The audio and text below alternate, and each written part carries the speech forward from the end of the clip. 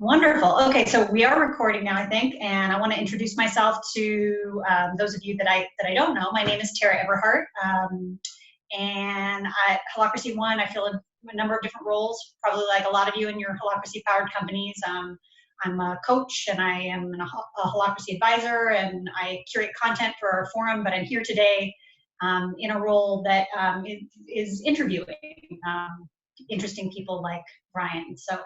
And we're going to talk today about company values, I think benefits, limitations, alternatives. And this is Brian, the founder and creator of the Holacracy practice, the author of the Holacracy book, and he's a thought leader in the broader self-management movement. So, hi, Brian. Hello, Tara. So from what I understand, the idea for this webinar came from a blog post of yours called "The Limits of Company Values." Is that right? Yeah, it's funny. That blog post is probably more than, it must be like 10 years old now. And my general hope is that no one ever reads writing of mine that's more than about 5 years old. Because, you know, my perspective evolves, the way I convey it tends to get more mature in some way with time or whatever. So I really hope no one ever reads old stuff. So please, if you're watching this, don't go read that old post. Oh, we're going to send it out to people after the fact. So they can follow. Yeah. So the person that scheduled this was kind of really intrigued by what you had written in that article and wanted to sort of dig deeper into it. So I guess I'd love to start by just establishing some vocabulary, because there's a lot of different kind of constructs out there, you know, purpose and strategy and mission and values. And I'm curious, let's just get clear on the definition that you're using of company values. Could you share that with us? Yeah, it's interesting. I haven't thought much about definition of it, like where are the exact edges of this distinction I'm using.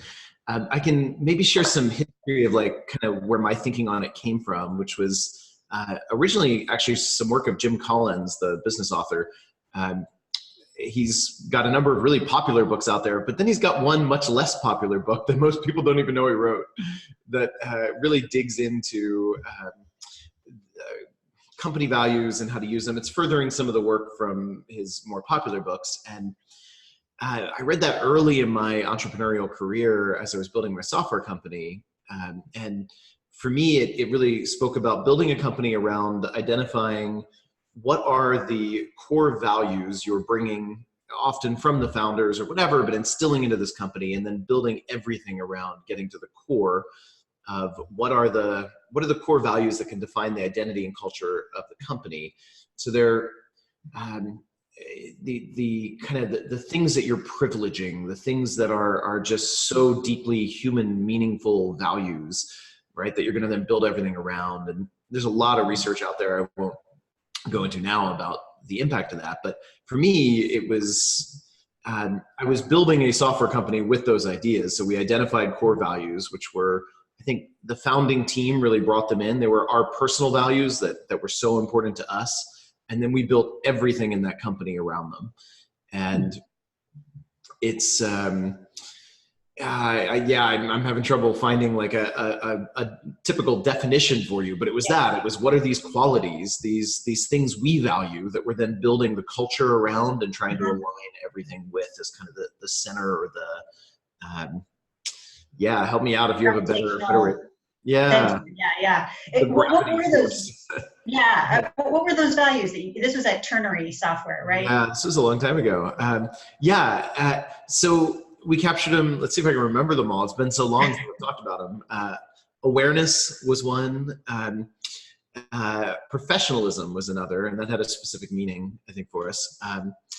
What else? Man, Bill, maybe Bill remembers him.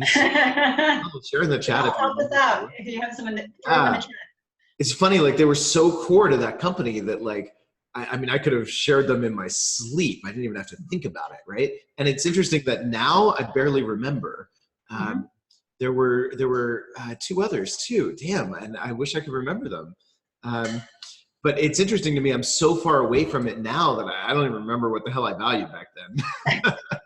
Okay, well, knowing that awareness and professionalism were two of them and there were others, it seems like from partnership. That was an important one. Yeah. Hey, good. We'll get to the fourth one probably by the end of the webinar. So it sounds like this was sort of partially to build culture, partially to drive behavior and sort of align around some core fundamental principles. Yeah, well, and I wrote about that in that blog post that I want everyone to not read, which was, I mean, I really got the value of them. That company, I think that's what made it so special. It was that we built this company around these values, and we hired for them. We looked for others that shared these values, or at least much of them. We basically tried to build all our systems to reinforce these values. And we got a lot of benefit from doing so. So when I talk about the title of our webinar now, the limits of company values, for me, it's really not coming from not appreciating the potential power and what you get in a culture by aligning with this at the core of an identity. It's actually coming from me on the other side of it, of wondering what else could be possible, what more could be possible. Okay. The dark side. Well, let's talk about what is the, let's dive into the meat. What's the dark side that you see? Well, so everything that we might value is in polarity with something else that we might value, right? So values come in natural polarities for me. That's the nature of, as soon as you make a distinction of something you value, you're also pointing to something that you consider its opposite. And the trouble is often it's not just a good, bad opposite, right? There's some shadow aspect to what you value, and there's some positive aspect to the thing you're rejecting by valuing it. So for example, if we say we value flexibility, adaptability, agility, whatever, something like that, we then naturally, there's a natural tendency to push against what we perceive of as its opposite, which we might call rigidity, right? Or whatever. But in doing that, we're shadowing the light side of that, which is, maybe stability or something like that. So as soon as you start saying, we value flexibility, there's the tendency to then shadow or push away, push against something that is in a polarity relationship with it, but that's also valuable, like stability. And ironically, the nature of polarities is they're more intertwined than they often first appear. So if you start rejecting what you say is rigidity, but rejecting stability along with it, you end up actually compromising the very thing you value, right? The agility. It's strong core of stability enables more agility, right? Or flexibility. So you end up with this interesting thing where as soon as you demonize or shadow or push against anything that you see as the opposite of what you value, it eventually comes around in ways that you may or may not be conscious of to sabotage the very thing you value. And I think it limits the overall system. In an overall complex system, there's value in all of these things at different contexts and at different times, right? There are times where really you should privilege stability over adaptability. And there are times where you should privilege adaptability over stability for the sake of some larger purpose that you're going for. Go ahead. No, well, I mean, everything you say to me makes a lot of sense in sort of the abstract realm, but I'm wondering if you might be able to to ground us in a concrete example, because I assume this came out of your experience of sort of like losing the other end of the polarity, that there's some experiential component of this. Yeah, well, it was something I really had to learn as we were in the early days even of developing Holacracy. One of the things that I think makes Holacracy so powerful is that it integrates polarities without collapsing to either side of a value. Right? It's so there are people that value Holacracies. I'll just use the one I'm on, the adaptability of it. Right? It's so flexible. Anything can change anytime. There's just a massive amount of flexibility built in, but it's built around a ridiculously stable, solid core. Right? There's a core structure there that is pretty much the most rigid, stable process you've ever encountered in a company, and that stability enables all that adaptability without killing the system, right? It's because governance it's constitutional. The rule set is documented, written, rigidly held, strong rule set with a strong process that's also rigidly held, right? And because of that really stable core, we enable massive adaptability. And on the other hand, some people value the stability that comes from like, hey, we've got clear roles, clarity of who expects what from whom. All of that is built into Holacracy. But part of what makes that stability so real is the fact that it can adapt continually as reality changes And it turns out that it's the wrong clarity, or at least wrong for now. We can change it. So the fact that everything's changing is what enables the clarity that some people tend to value and that stability, right? So imagine what happens now if you start privileging one side or the other. And I see this in the self-management movement all the time. In a lot of the self-management movement, you see people drawn to it because they value the flexibility side, the adaptability, and they tend to, at least a common pitfall, is reject what is perceived of as the opposite, the stability, the clarity of clear expectations, clear framework for how we evolve things. And to be in just the chaotic mess is the preference. And then it actually starts hampering the very thing they value, the agility, because they don't have the stable core to evolve, and it becomes political. The whole agility starts collapsing if you don't have the other side of that, right? Or, go ahead. Well, I'm curious, like, I see what I'm hearing you say, if I'm getting it right, is that Holacracy in a lot of ways integrates a number of polarities, including this polarity between flexibility and structure, or if you want to call it that. And that privileging one over the other would lead to some negative kind of side effects or something like that, if you sort of clung to one aspect of it without paying some heed to the other part of it. Is that right? Yeah, absolutely. Yeah. And so I'm curious, like, is there, are these concepts mutually exclusive? Like, can you have explicit values in a company and Holacracy? So Holacracy has nothing to say in the structure itself. It's just a rule set, right? Holacracy is just a rule set. There's no rule that says you can't decide you're going to have a value. Now, I mean, and we all humans tend to naturally value things, right? So the question is, what do you do with that from there, right? So there are many ways you could try to encode values in a system with Holacracy. You could use the strategy concept that Holacracy offers and have a strategy that says, prefer this over that. Prefer this value over whatever you think of as its opposite. Now, that said, I question the utility of that myself, but there's nothing in Holacracy that prevents you from doing it. There are other ways that you could try to encode it, although I think that's typically the most useful. And then you start encoding other things around it. What are the roles that will express this thing that we're privileging, this value we're privileging? For me, it's just, I think we can do better. I see the limits. I see the shadow side of values all the time. And in the companies I've worked with that are values driven, which by the way is most of the more leading edge progressive companies today, are values driven companies. So this is not to knock that. I think they're kind of like, if you look at the top 10% of companies out there, they're probably all highly values driven companies. And they probably have some amazing cultures as a result of having a clear set of values. And I think we can do better.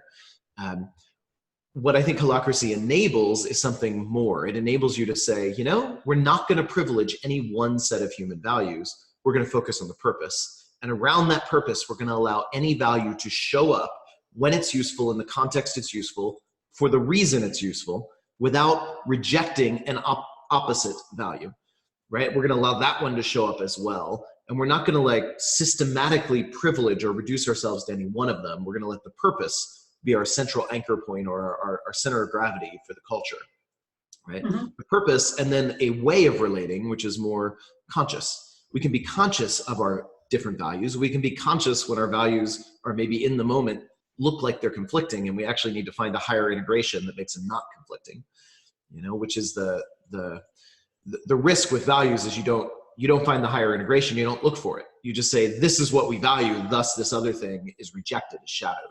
And I see this, by the way, in so many of those value-driven companies, right? We did I won't name names, but when I was I can think of several examples where I would start seeing people use the values as weapons, right? They would start rejecting anything where they didn't like something wasn't working for them.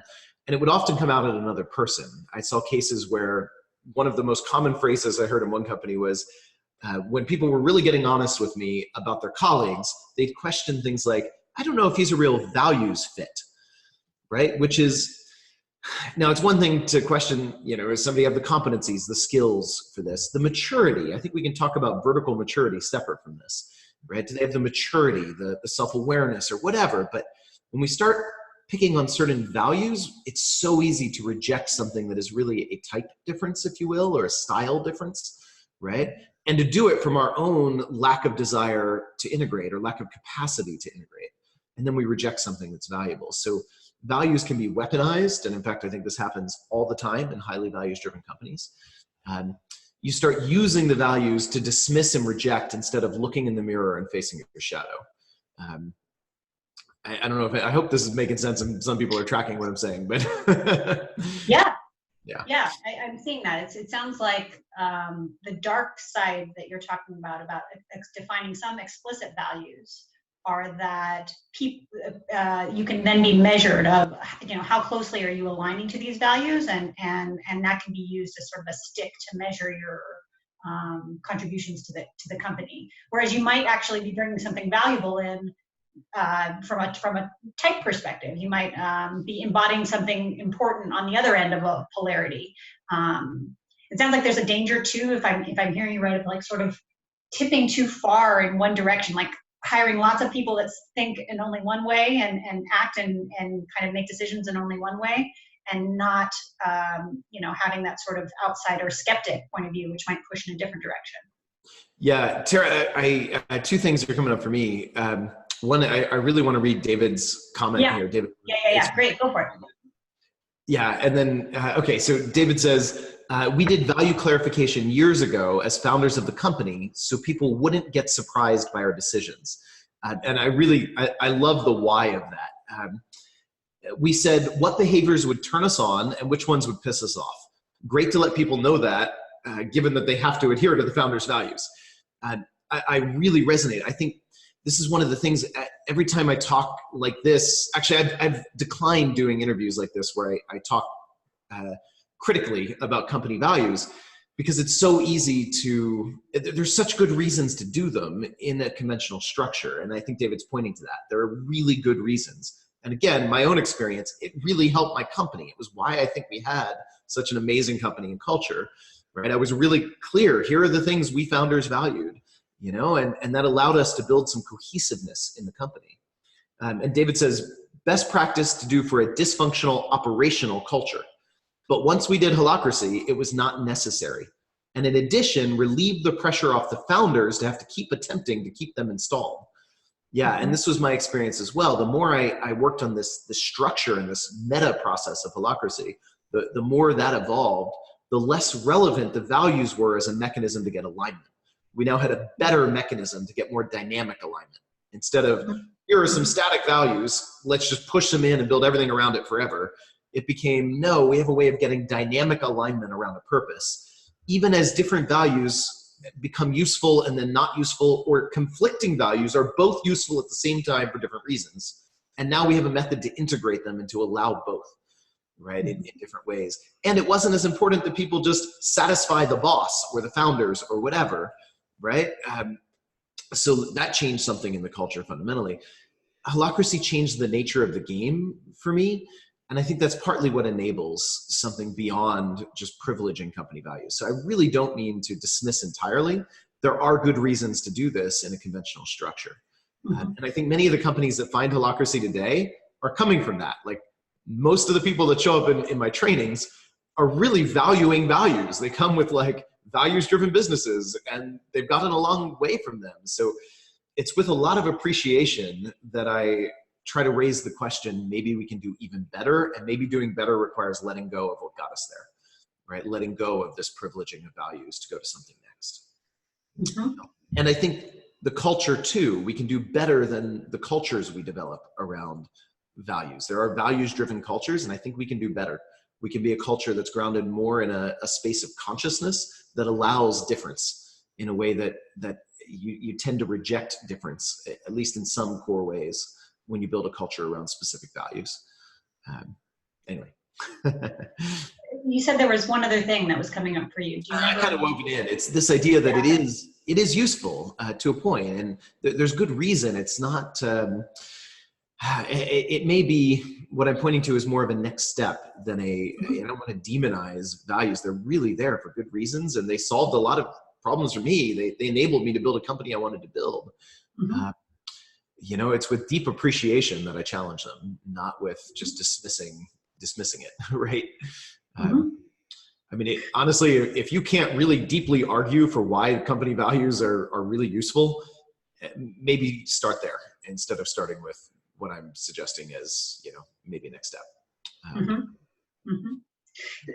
So let's just talk about, I think a lot of the people that are here, I know they're Holacracy practitioners, but we may also have people here who are not Holacracy practitioners. And I'm curious, maybe you could outline, you said that within Holacracy, we have these sort of dynamic alignment mechanism, or these dynamic mechanisms for alignment around a purpose.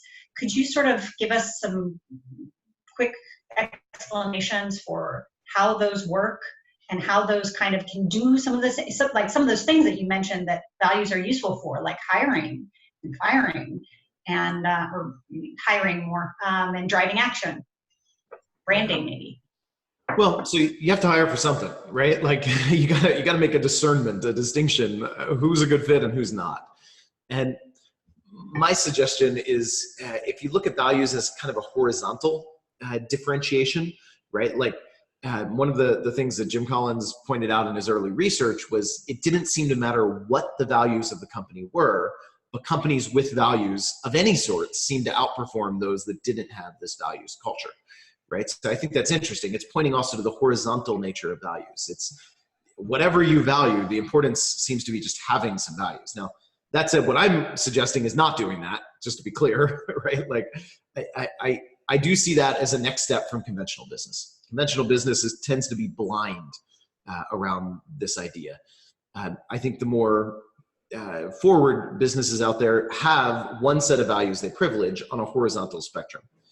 What I'm suggesting is broadening and saying, no, we value everything on that horizontal spectrum in its time, in its context, to the extent it's relevant for the purpose, right? We're not just valuing this narrow set horizontally and dismissing everything else. But I still make a distinction around a vertical dimension you can add as well. Think of that more like maturity, right? And often when we say what we value, these get all meshed together, but I think it's a useful distinction. So for example, I generally prefer hiring people, at least in my company, who can, when something challenges them, who can notice, hey, this is challenging for me, and talk about it, versus somebody who just reacts from it, right? I like the mindfulness, the capacity for mindfulness. I do hire for these kinds of capacities. I want to see consciousness, mindfulness, whatever words you want to use for it, somebody that can reflect on their own inner experience, even as it's happening in the moment, and then ideally actually talk about it in real time with others while they're in the middle of their own internal experience, and we can talk about that. I define that not as a value. It's not that I'm valuing that per se in the same way that, we talk about company values. It's a capacity that's useful, right? It's a useful capacity because when you can actually reflect on what's going on for you, you're more likely to be able to integrate more into your choice making, your decision making, right? So I do make a distinction and I do hire for things, but now in my old days, I would hire for values. I'd want to see people that valued, flexibility or adaptability. But then I demonized the opposite, and that was a risk, and I had to wrestle with that. Now I look for more capacities that are more about maturity. I want to see more maturity, more capacity to integrate more different things. I don't really care what somebody values.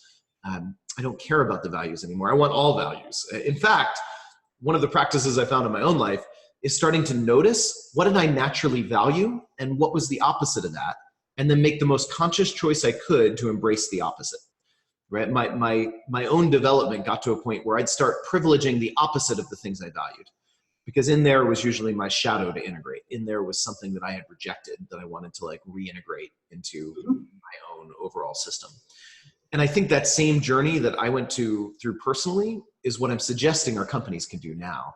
If you have a company that has a bias for certain values, what happens if you make the conscious choice to actually privilege the opposite of whatever the natural values are, right?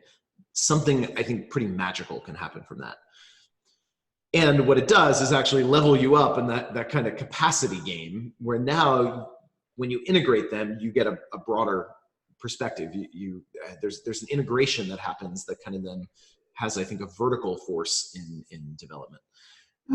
So when I'm hiring, I am still making distinctions. I'm still looking for capacities, but I'm not thinking of it as values anymore. And I'm not looking at it on this kind of like, I want to know your personal values. I'm looking at it as your maturity, your capacity, whatever you value. I want to see the capacity to hold multiple values. I want to see the capacity to see something different from you and get curious instead of get judgmental, right? I want to see the capacity to reflect even on your own biases and make space for the opposite of whatever you bias, right? At least make space to explore it.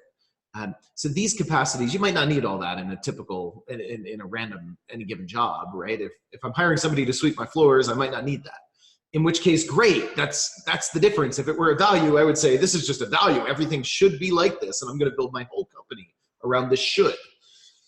But when you hold it as a capacity, you can look at it as a utility thing. Is this useful in the context? In my company, we tend to do some really, really difficult work. We build the kind of company we're building, what it requires. We need those capacities in almost everyone that works here.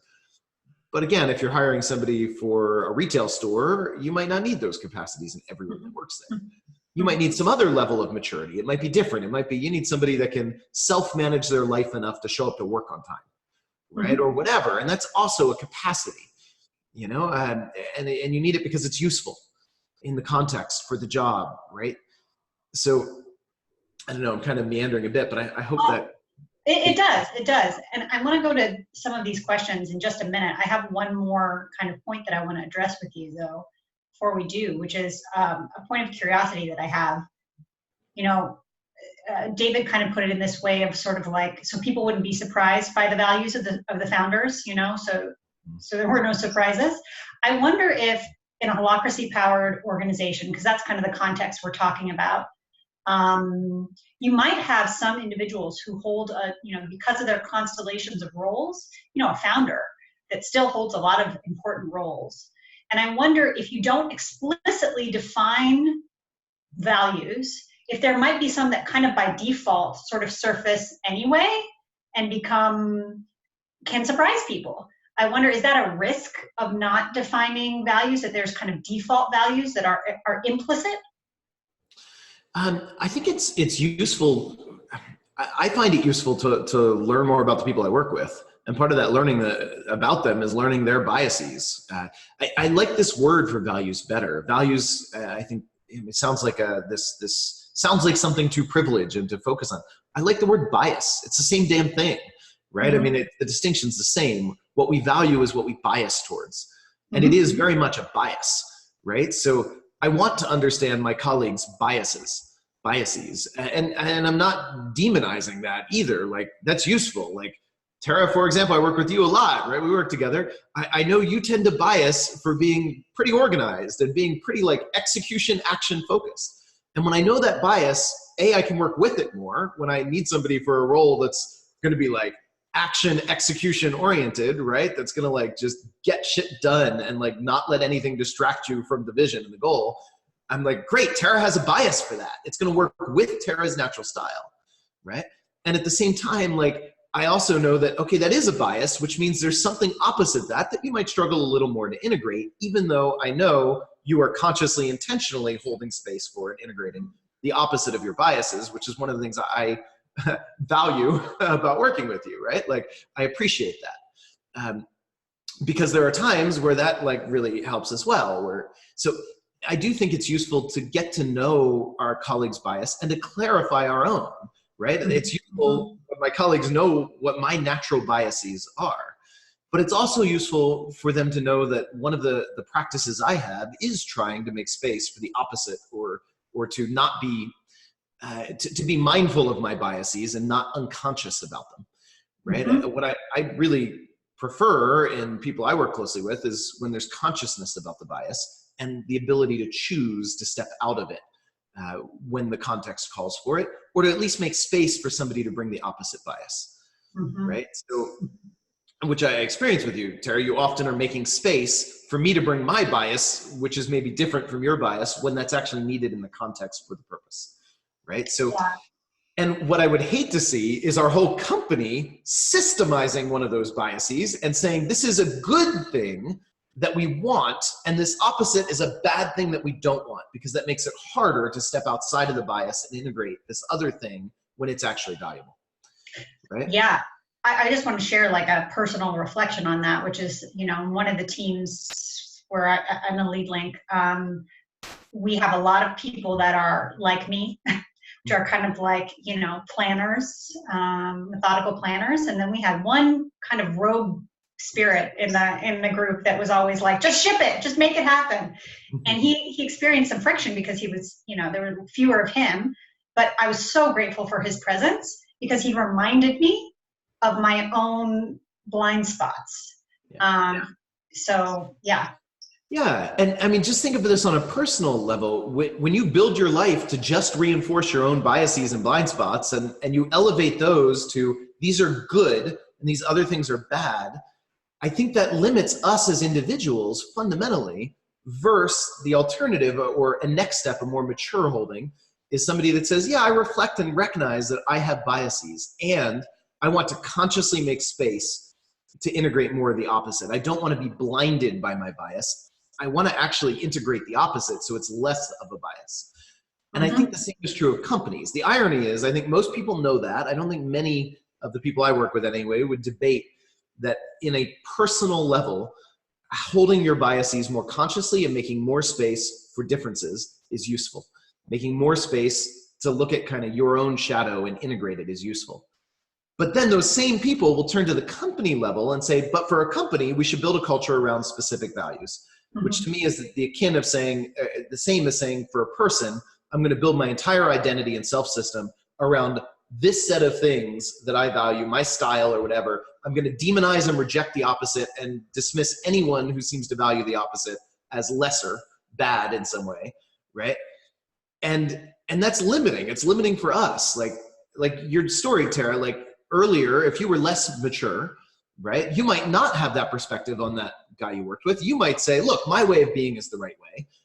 This is clearly the superior way to be. And anyone who is not as methodical, planful, or whatever is just, less good, less useful, less whatever. And if you did that, it would limit you. You wouldn't be as effective at whatever you chose to put your mind to. And I think the same is true for companies. When we have companies that bias towards something, they may get really good at the something they bias towards, right? They may be really amazing in some ways, and they're fundamentally more limited versus a company that can say yes to that bias and yes to the opposite and yes to the other thing we're not even thinking of and yes to any value that shows up, as long as it serves in the context for the purpose and make space to kind of harmonize among them. As long as it's, yeah. And this is why Holacracy 1 was very intentionally built with no values in the way I built my last company. Yeah. We didn't have in fact, I resisted and rejected, pushed against anything that tried to collapse us to a set of values in any way. Because I don't want that. I don't want to systemize a bias any more than I do in my own self-system. Other than a bias against values.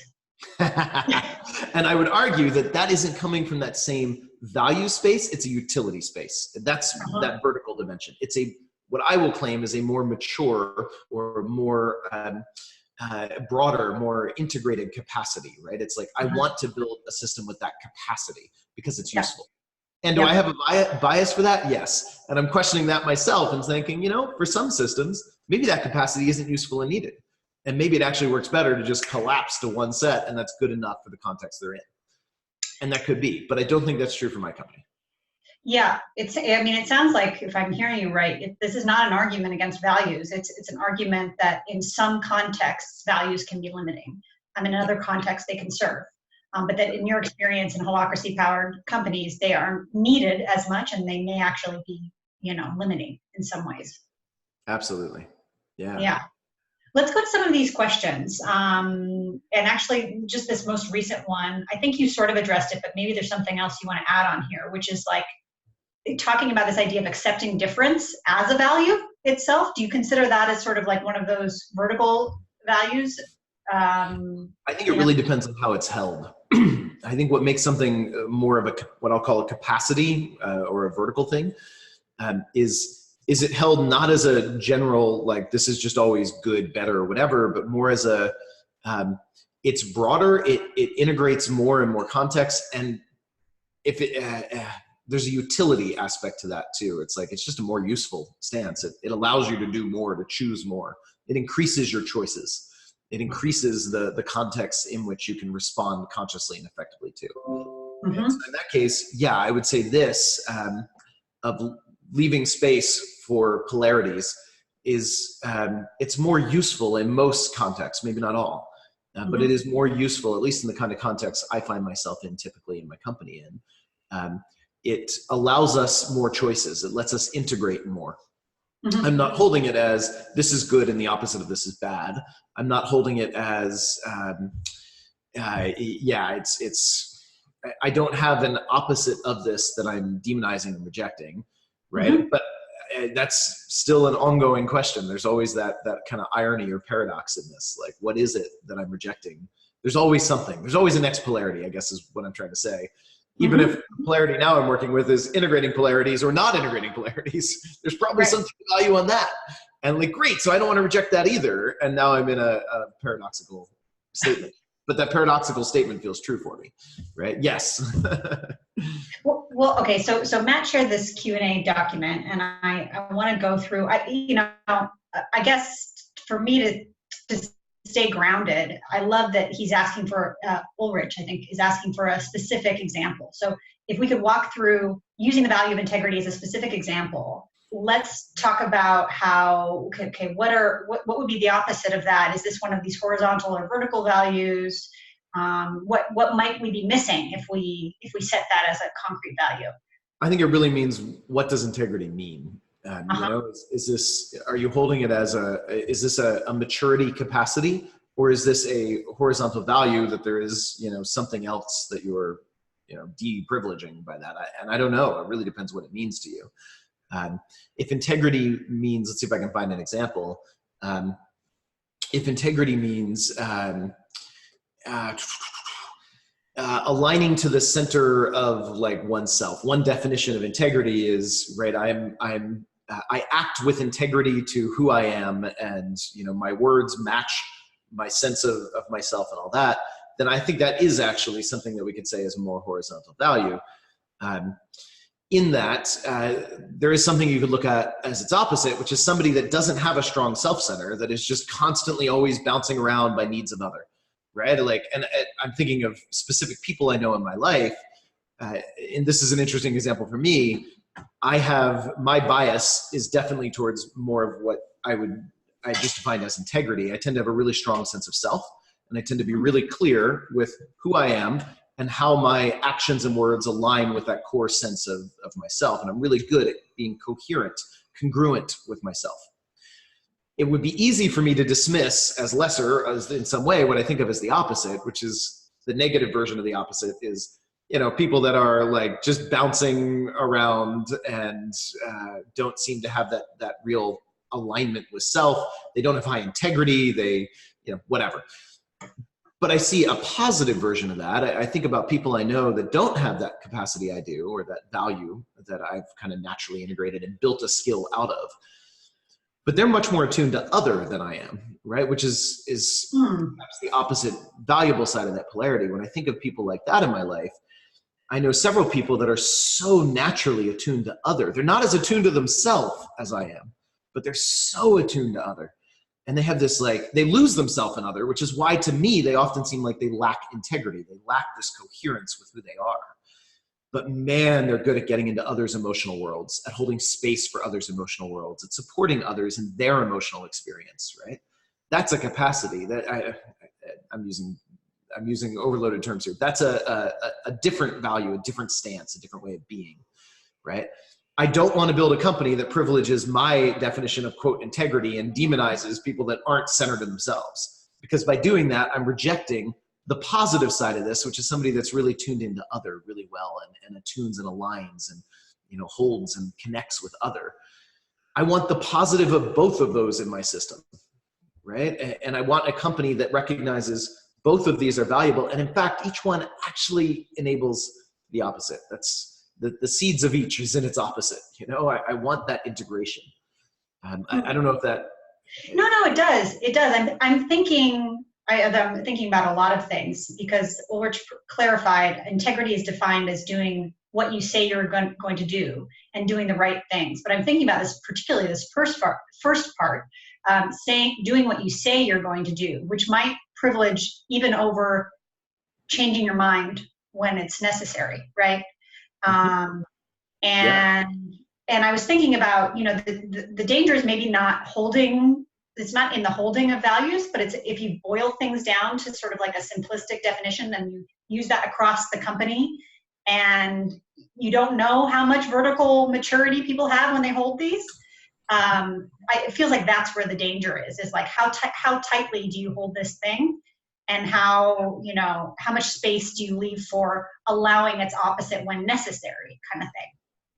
Yeah, and I eventually, if you do that enough, my own experience is my bias starts getting less and less until I almost no longer have a preference, or no longer have another way of saying bias is preference.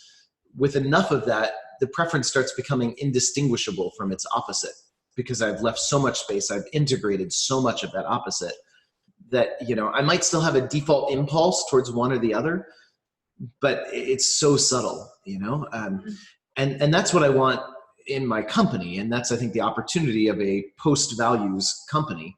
It's one that no longer has even a discernible preference culturally for one thing over another in this kind of horizontal spectrum, right? It's just, and not to say they don't show up, they do. Sometimes this shows up as a bias. Sometimes that shows up as a bias. But you can no longer discern a preference in the culture where one is embraced and amplified and the other is rejected and diminished, right? Back to stability versus flexibility, right? When I think of Holacracy 1 and that, I can't detect a meaningful distinction there or a preference there. Sometimes there's a lot of focus on change and sometimes a lot of focus on stability. It flows. Each one shows up when it needs to, when it's useful. There's no longer a discernible bias for one over the other, right? In what does show up, though, is the positives of each and less of the negatives. I see less wheel-spinning chaos and waste from the negative of too much flexibility, and less rigidity and stuckness and inability to change, which is the negative of too much stability. And I see more time spent in the positive of each, right? Dynamically adapting and in having a stable ground to build on, right?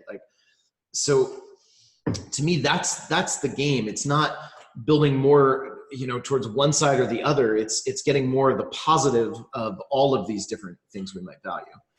And it might be that I want to go to, William has this question here about manifesto style values, this even over that, which sounds like, sometimes, I guess let me put his question together with a question that I have, which is sometimes you might have a strategy that has a value kind of embedded in it, right? Like we want to do all hands on deck and focus on this. So, ship something even over planning it. Like that might be, we might use that type of values sometimes for a temporary period of time as a strategy or something, right?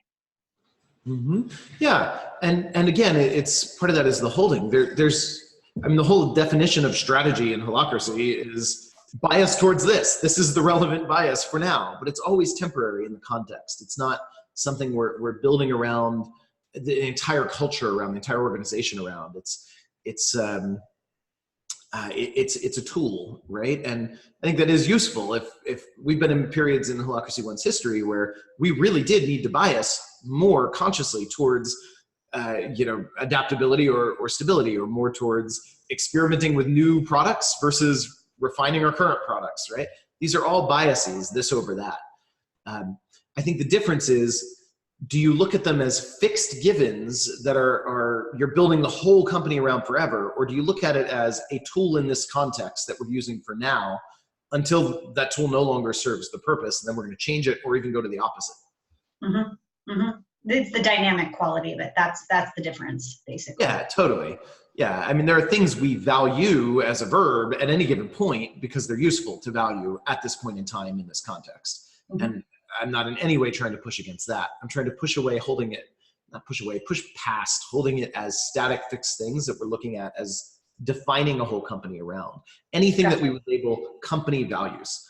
That's where as soon as we label something, this is our company values, I think we're fundamentally limiting ourselves in a really deep way from what I've tasted as possible beyond that. this is a quick one. What was the book? What's the name of the book that you mentioned by Jim Collins earlier that talks about values? I think it was called Beyond Entrepreneurship, but it's been 20 years since I read it. So we can look it up, guys, and I think we send out some links after the fact. So I'll look that up and make sure that it goes out in the post webinar email. David has a question. David Allen has a question. How has Brian seen the relationship of policies to important behaviors? So that's interesting. How can policy impact behavior? Yeah. So, I mean, there's some behaviors that are like, they're needed for practical reasons in the business. Like, you know, we have a policy that's like, before you send files out to like customers or, you know, proposals to sales leads or whatever, you have to have the file stored on our shared network drive.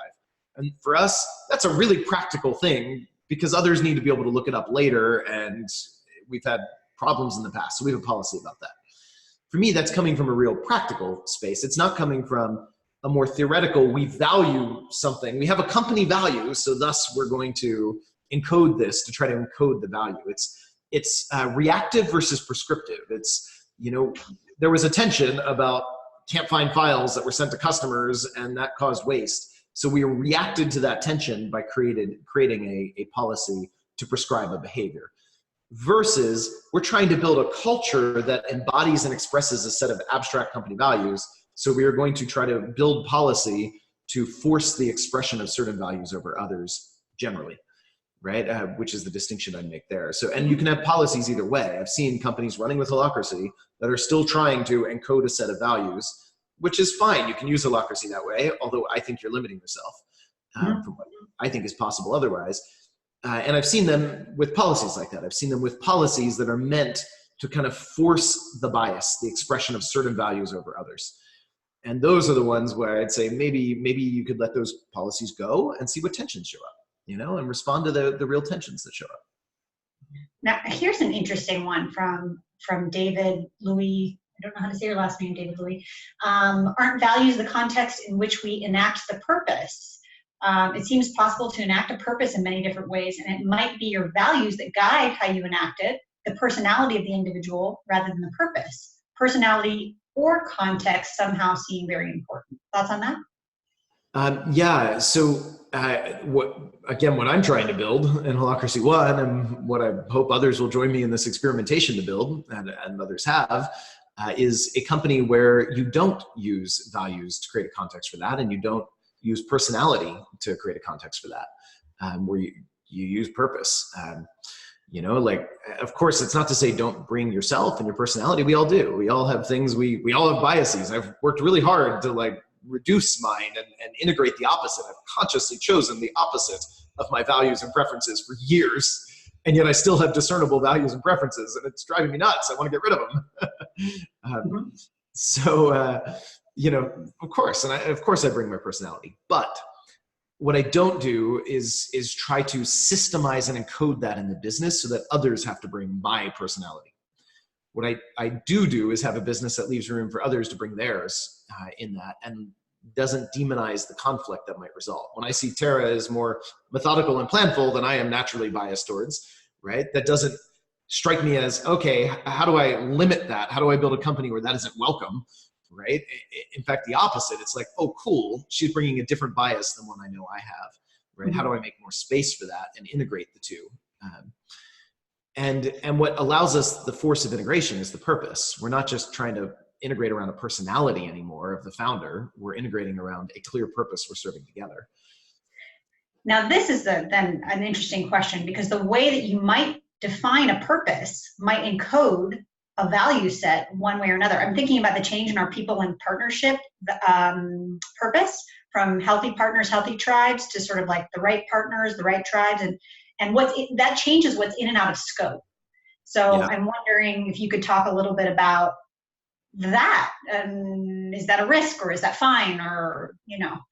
I tend to, I mean, this is top ahead, but my sense is the best purposes are the ones that make it harder to have one of these horizontal values biases as an interpretation of the purpose, and they leave more space. They're more about what we're trying to, more about what we're trying to create in the world and less about how. Okay.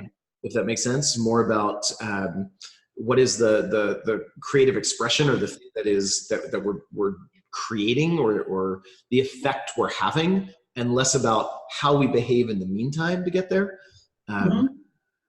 if you will, or even if there is some degree of how, it's more to understand the other parts and not to prescribe.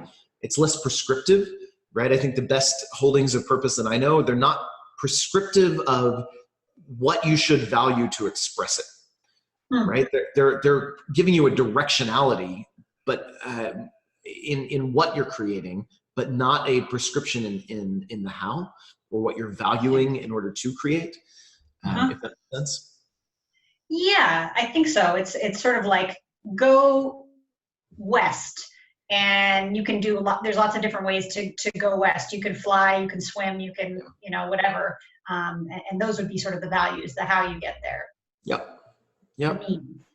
Yeah, totally. And one person might choose to drive and another might choose to fly, right? Like you have different, and in some contexts, one might make more sense over the other, right? And so then it's about allowing all that to show up, including the conflict between them, in service of the purpose. How can we get the furthest west if we can, or whatever, Interesting. Okay, I'm going to go down to Jonah's question. What couldn't be weaponized in an organization? Isn't purpose about understanding what the company is not doing? So couldn't purpose also, have different interpretations and be weaponized? The broadness of it, yeah. Yeah, absolutely. Anything can be. Yeah, totally true. Values are particularly easy to weaponize. What I've noticed in the values-driven companies that I've had a chance to get more in and trusted enough for people to share, they seem to be the single biggest thing I saw weaponized. I rarely saw a good purpose weaponized, almost never. I rarely saw serving customers weaponized. I rarely saw, roles and job descriptions of various sorts weaponized, but values all the time. There's something in it, the very nature of what we do when we say, these are our company values. We want people that are good fits for these values. We create a context which makes it incredibly easy for egos to take over and weaponize that. Incredibly easy for us to get stuck in our own biases and not look at the shadow we're creating by doing that. It's so, yeah, anything can be, and values lend themselves to be.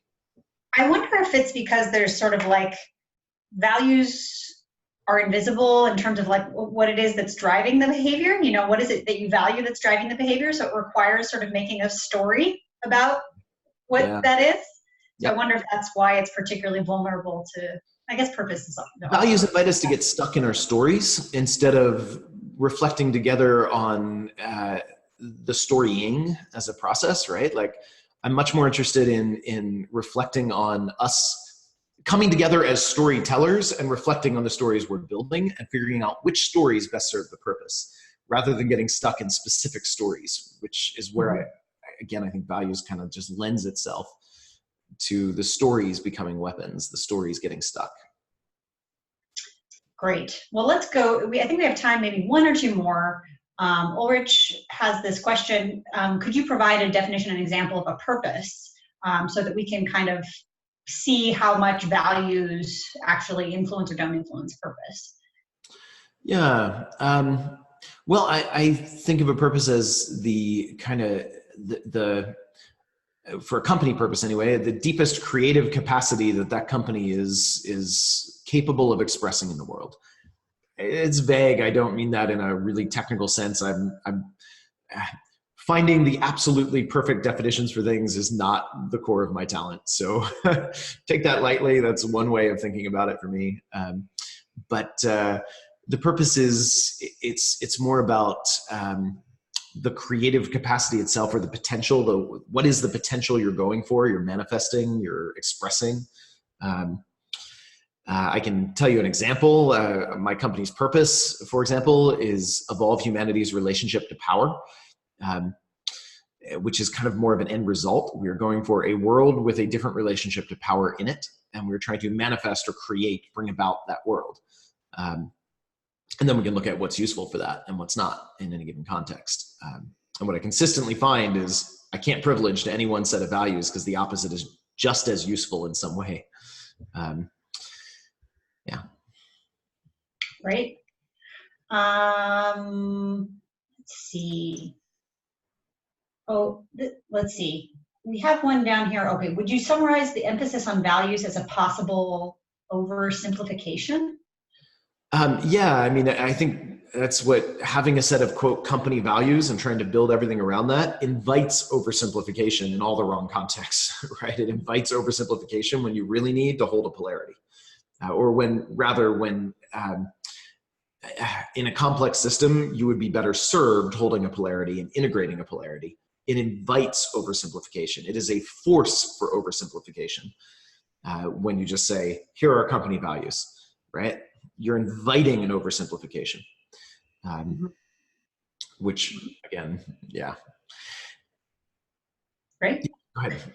And I have a closing. Leave me time for something before we end. What's that? Leave me some time to say something in closing too. Yeah. All right, let's do that then. Let's go into some closing thoughts. Yeah, well, so I just want to acknowledge this is, I've been, as I said, hesitant to even talk about this publicly because of just how strongly this focus on values is entrenched in the more progressive business community. And I was there. I mean, that's where I started too. It was like, this was, the leading edge way to build and run an amazing business with a strong culture. So I'm just aware I'm pushing against or challenging something that's really sacred and has done a lot of good for the world. Which I guess is the same thing I did with management hierarchy, right? But this is even more edgy, I think. So I'm noticing, like, I feel like all sorts of vulnerable and exposed, even just sharing my thoughts on this and my challenge of this, just because of how much it's done. And one, I don't want to dismiss anyone that is finding value in building a company around company values. Cool. I don't want to demonize that. I still think that's a way better way to do it than everything I've seen before, right? At the same time, like, I do want to challenge that. I want to suggest maybe there's an even better way, and maybe it requires letting go of what got us there. And so, and I don't have all the answers, right? I definitely have my experience. I would never go back to trying to build a company around company values now. I've done it and it worked, and I would never do it again. I found something better. I'm trying to find a way to share that and invite people to experiment with me. Maybe it's a fluke. Maybe the company values thing really is a better way to do it, and I'm dead wrong. I don't know. But I think I found something that works better, and at least it has when I compare my companies. I think I found something more powerful, and I think I know why. But I don't know. I could be wrong. I still barely know how to articulate this. I notice even during this talk, I'm fumbling to try to describe what I'm experiencing. These are experiences for me that I haven't put into words a lot. So I'm in this process of finding the way to point out this thing I think I feel. And so I'd love help. I'd love support as others like have experiences in this. Share them on our community of practice, share them with me, anywhere you can find me. I'd love to hear more from others that are also experiencing this post-values driven companies. And I'd also love people to kind of try to further and extend my thinking on this or challenge me. So anyway, just wanted to kind of put that general invite and just call out kind of where I am in my own process with all this. Thank you, Brian. Well, thank you very much for sharing your thoughts on this so vulnerably. I really appreciate it. And thanks to all of you guys who attended and shared your questions and comments. I think we have a thread going in the community of practice, so we can continue to, Matt shared a link there. You can continue to kind of like comment and keep the conversation going. Maybe there are some ideas that you could contribute to the conversation that could help Brian continue building on his intuitions about this. And we heard, some links and kind of concepts mentioned. So we'll send an after the fact kind of follow-up email with a link to Brian's original post. Just kidding. No, not with a link to his original blog post, but a link to some of the other things that were mentioned, and also a recording of this video. So really nice to chat with you guys, in this format. So see you soon. And thanks, Tara, for helping to draw all this out, and everyone else for your questions and comments. So thanks, everyone. Bye. Bye.